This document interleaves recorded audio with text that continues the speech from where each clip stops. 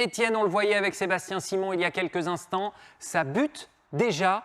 Si on parle donc météo avec la table à cartes du vent des lives, ça s'est ralenti devant. Oui, exactement.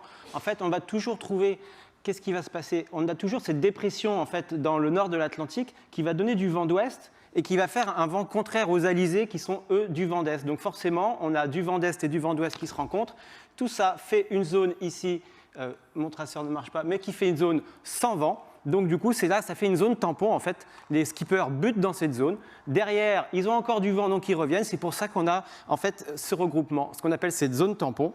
Donc ça bloque devant. Sébastien Simon l'a dit tout à l'heure, des orages, des grains, peut-être de quoi filer à l'anglaise pour Sam Goodchild puisqu'il a déjà fait un premier coup, on sent qu'il est inspiré, trouver ce petit trou de souris dans les grains, dans les nuages. Donc tu nous parles de grains et de slalomer entre les grains, surtout c'est une sorte d'échauffement avant le poteau noir d'ici quelques jours, on pourrait dire ça comme ça. Écoutez, regardez Damien Seguin, cette vidéo envoyée ce matin. On a de la chance ce matin, non seulement c'est joli, mais en plus on évite l'énorme grain qui est passé là-bas. Ça a l'air de bien pleuvoir dessous, c'est pas drôle. En tout cas, voilà, pour nous pour l'instant, on continue devant. Voilà, pour le skipper de groupe à Priscille, le trou de souris, c'était ça dont tu nous parlais, Étienne. Exactement, c'était très bien de préciser d'avoir ces images, c'est que c'est pas comme on peut l'imaginer sur la météo, en fait, c'est qu'il y a vraiment une zone, mais c'est aussi des orages. Et un orage, comme on voit en fait, que dans la vidéo de Damien, ça peut propulser un concurrent d'une dizaine de milles devant. Le mille, c'est à peu près x2 par rapport au kilomètre, pour se donner une ordre d'idée.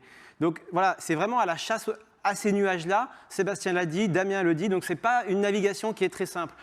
Pour ce qui est aux avant-postes, le but, ça va être de trouver justement ce trou de souris et créer l'avance, tandis que derrière, on n'est pas en vacances non plus, on cravache énormément pour réduire cet écart entre la tête de flotte et l'arrière, parce que le but, ce qui est à craindre, c'est que Sam Goodchild ou Thomas Ruyant ou Seb Simon partent avec le vent devant et que derrière, ils restent bloqués. Et là, à ce moment-là, c'est ce qu'on appelle le phénomène de l'élastique et voilà ce que redoute en fait l'arrière de la flotte. Et donc le jeu du chat et de la souris. C'est ça, ça commence. On en a encore, pour Sébastien disait 4 ou 5 heures, sur les prévisions, on en a encore une bonne douzaine d'heures. Et demain, à ce moment-là, tout le monde va repartir. Je l'ai dit tout à l'heure, on a Jean Le Cam tout seul à l'est, qui lui a déjà repris le nouveau vent. Il va plein faire cap au sud, donc à surveiller Jean demain matin.